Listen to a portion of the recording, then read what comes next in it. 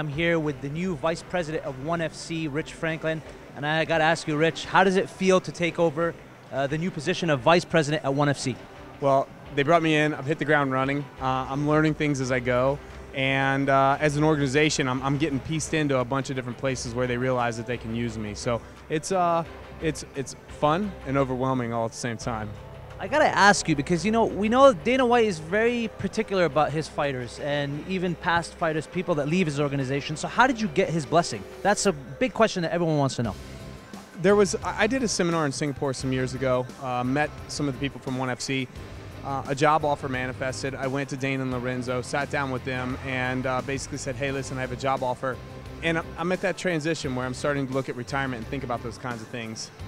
Basically, was looking to see if they had a position for me, and they said, listen, this ONE FC thing that you have sounds like a good opportunity, so you should take it. And they gave me their blessing to work here. Do you think that is because you've been such a workhorse for the UFC? You've always had a very good relationship with the UFC. You've kind of been a great brand ambassador. Most people don't get that opportunity. So what do you attribute that to? You know what? I'm not really sure. I think they just appreciated the way that I went about business with them. That I wasn't sneaking behind their back or doing business on one side of the table while simultaneously trying to do it on the other. I had an opportunity. I took it to them, and everything worked out. And I think that's why. Do you think it's safe to say that there's a good relationship between ONE FC and UFC, or are they two different things? They're two different things, but I think that it's safe to say that there's a good relationship too. And the reason why I say that is because I believe that in any industry, competition is really important. The fact that these two brands exist and they play off of each other is important, and I think globally that's what's going to end up happening with ONE FC and UFC. Okay, I really want to talk to you about your vision. Like, where do you see ONE FC going? Because right now it's actually pretty popular in Asia. It's starting to take over parts of the Middle East. This is the first time we see ONE FC here in Dubai, in actually the Middle East. So, what is your vision for ONE FC? Well, we have 90% of the market share in Asia. This is our first show in the Middle East, and we're just going to continue growing. We'll continue growing in Asia. The sport of MMA in Asia is going through kind of the same growing pains that it went through in the States about 15 years ago, through the whole process that I went with there and doing interviews and educating the public about things. And we're in that process now, and I think that once that takes off, ONE FC is going to have a huge stronghold in Asia, and from there, the sky's the limit globally. Do you think there's a lot of governmental barriers as well? I believe so, and I think that the governmental barriers in Asia are probably significantly different than they were in, let's say, North America. A lot of legislation in North America is more about, people that want in, they want a piece of the action.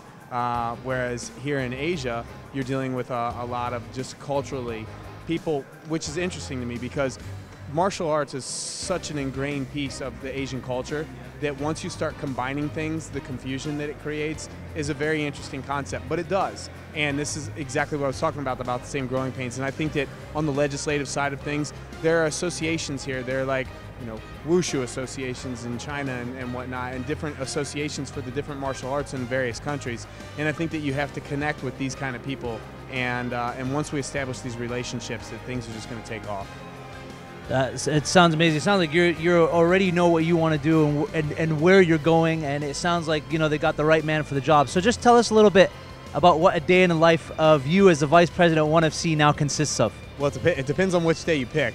Listen, I'm here, like being at ONE FC, I'm part of a great team.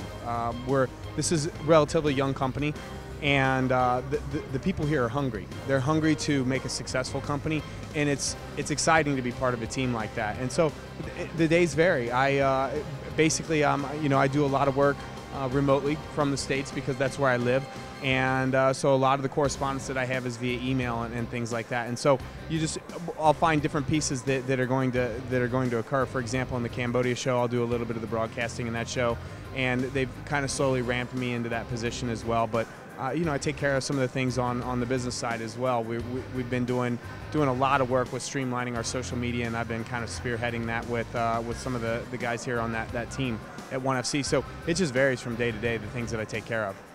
Tell us a little bit about the main card on Friday night. It goes down at the Dubai World Trade Center. You got 3 belts on the line. That's a first for ONE FC. Yeah, actually, there was some discussion when we were originally putting this card together about putting 4 belts on the card, and the concern was that if it just so happened that all the matches went to a decision, those are 4 25-minute matches. So no, we have 3 belts on the line. We have Ann Hulatan and Ann Osman. It's going to be an exciting match as well. And it's a great card. This is going to be, I think the people here in Dubai are going to be really excited when they see the show and the production value that ONE FC brings to the table, and a great night of fights. We had, our last show was in Taiwan. We had 10 fights, we had 10 finishes, and I had made a comment on my social media that if you're looking for a highlight video at a ONE FC show, it's going to be hard to find because the entire show is like a highlight. We really thank you so much for taking the time. We know you're very tired. We see big things coming from you as the Vice President at ONE FC. Thank you very much, Rich Flankton. Thank you.